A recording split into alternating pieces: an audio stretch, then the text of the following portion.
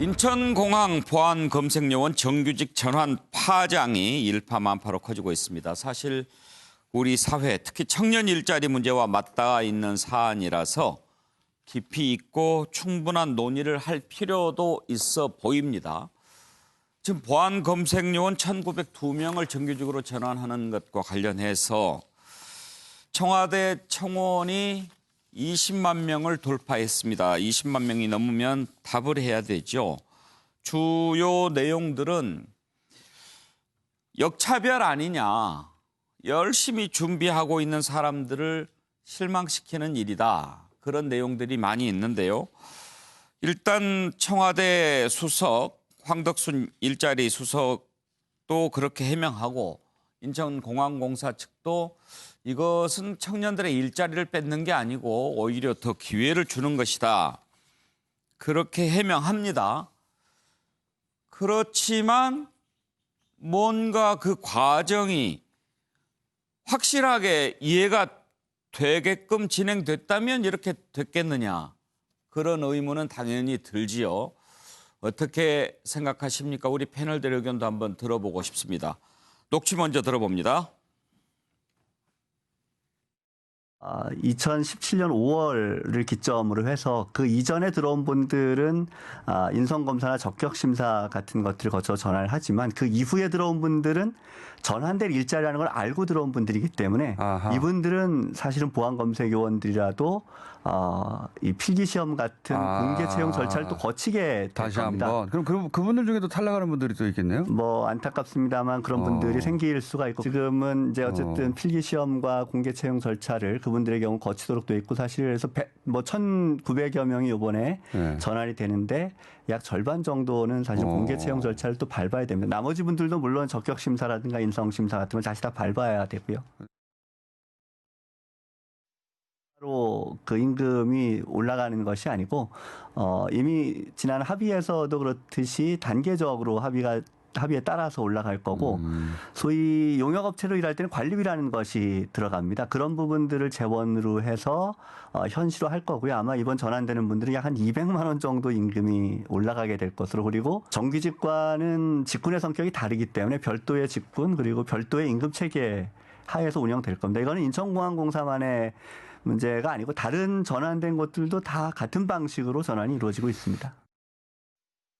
지금 여러 가지 루머들이 지금 퍼지고 있는데 알바생들이 뭐 노또 맞았다 뭐 이런 글들이 인터넷상에 많이 지금 퍼지고 있는데 사실 저희 보안검색이 알바로 할 수 있는 업무가 아니거든요. 저희는 구인구직 사이트를 통해서 정식으로 채용 공고를 내고 서류 면접 그리고 208시간의 교육훈련을 거치고 또 거기에 서울지방항공청에서 주관하는 인증평가를 통과해야지만 인증서를 발급을 받고 그 인증서가 있어야지만 보안검색 업무를 수행할 수가 있습니다. 그럼 그분들 취준생분들의 그 입장도 분명히 이해를 하지만 저희가 인원이 부족하다 보니 밀려오는 승객들 처리하기 위해서 화장실도 못 가고 물도 못 마시고 업무를 하거든요. 예, 이 정도에 저희도 고생을 했고 인천공항을 성장시키기 위해서 많은 노력을 했습니다. 그런 이바지한 부분에 대해서도 어느 정도 인정을 해 주셔야 되는 거 아니냐.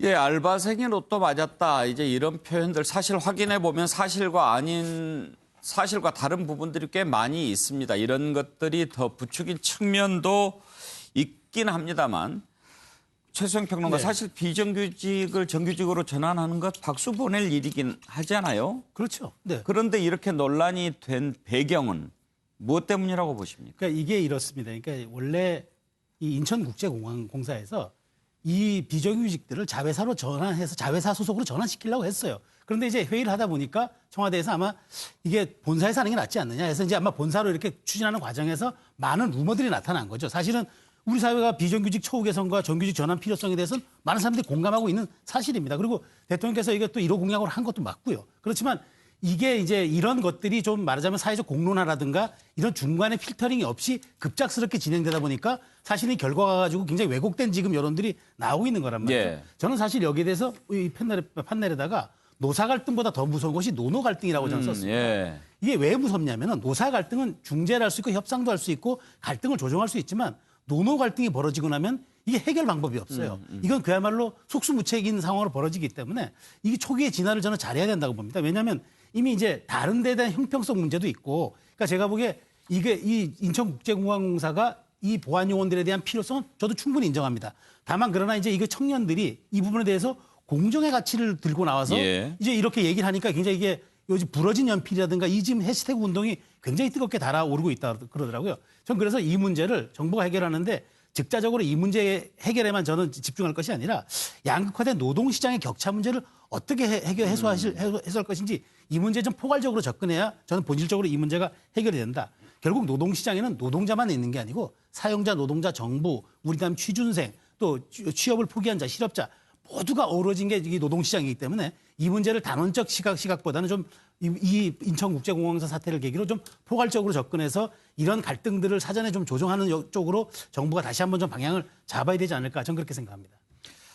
김한기 변호사, 상황을 좀 단순화시켜 본다면 두 가지 문제가 있어 보입니다. 하나는 정말 우리가 열심히 공부해서 노력하고 해도 들어가기 힘든 자리인데 저렇게 쉽게 가버릴 수 있단 말이냐 하는 상대적 박탈감. 네. 또 하나는 저렇게 해서 비정규직을 다 정규직으로 줘버리면 나중에 우리 들어갈 자리가 없어지지 않겠느냐 하는 현실적인 어떤 불안, 이런 것들이 겹친 것 같은데 사실이 아닌 부분들이 또 좀 꽤 있다고 그래요. 네, 상당히 좀 과장된 측면이 있습니다. 예를 들면은 정규직 된다고 해서 뭐 받는 급여가 갑자기 굉장히 많이 뭐 얼마다랑 뭐 이런 루머까지 도는데 뭐 그 정도 액수는 안 되는 것 같고요. 또 이게 보안검색위원 아까도 뭐 인터뷰에 나왔듯이 이게 뭐 단순한 아르바이트생이 하루아침에 정규직 된다 이런 개념은 전혀 아니거든요. 예. 어느 정도 상당히 트레이닝 받고 어느 정도 숙련된 어떤 그런 사람들만이 이제 정규직 되는 거기 때문에 그런 건 상당히 과장됐습니다. 근데 저는 한편으로 드는 생각이 저도 우리 이제 기성세대들 저도 뭐 벌써 기성세대는 건 마찬가지인데요. 요즘에 20대들 취업 준비생들의 어떤 처해진 상황 우리가 그걸 잘 모르지 않습니까? 사실은 뭐 가끔 언론을 통해서 아는 거지.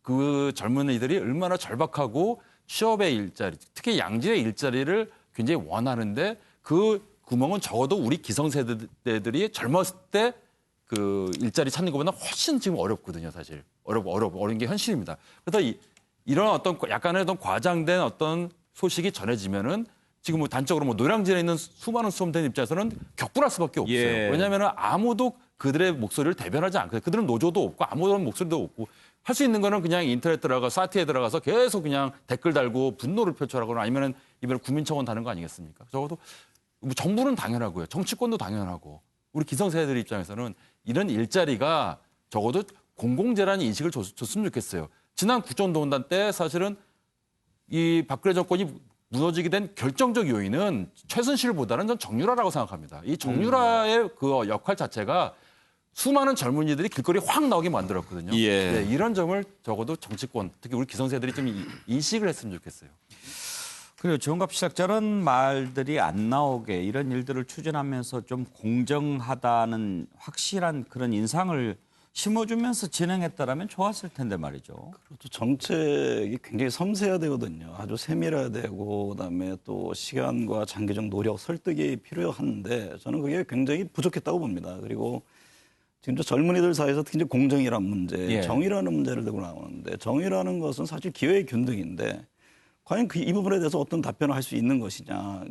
지금 뭐 일자리 수석도 설명을 해서 나름대로 끄덕이는 부분이 있습니다만 이번에 어쨌든 간에 아르바이트생들을 정규직화 하겠다는 거 아닙니까? 그러면 비정규직의 처우 개선은 분명히 해야 되는 부분이 있죠. 그러니까 그러면 향후에 그러면 이것이 매년 제도화가 이렇게 되는 것이냐. 그럼 아르바이트를 그렇게 뽑아서 그러면 정규직화의 틀을 만드는 것이냐. 아니면 이 정부에서 얘기하듯이 아르바이트가 아니라 이제 정규직을 또 그만큼 뽑는 것이냐.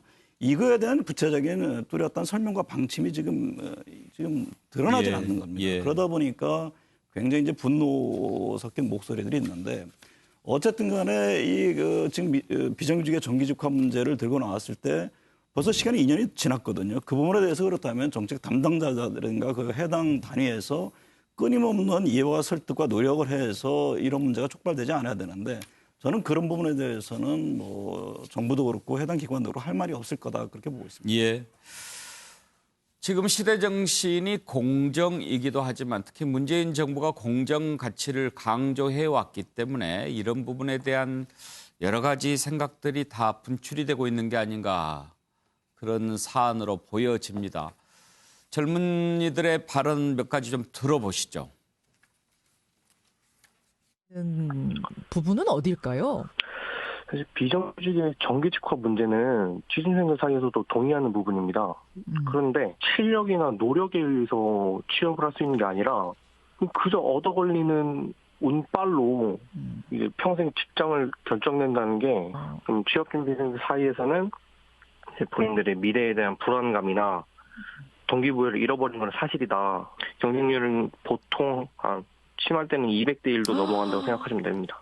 그 사무직 기준으로 지금 말씀하셨는데 이번에 정규직으로 전환되는 그 1,900여 명은 사실 사무직 직군은 아니거든요. 아직까지 보안검색 요원분들을 공채로 뽑은 적이 없어서 그에 대한 부분은 아직 구체적으로 알 수 없습니다만 상당한 경쟁률이 예상되는 건 사실입니다.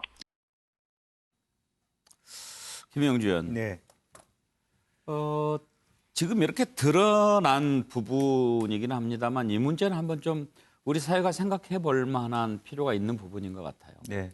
실제로 이제 90년생이 온다라고 하는 책 속에서 드러나고 있는 어떤 우리 그 젊은이들이 우리 사회에 대한 불신과 분노가 있죠.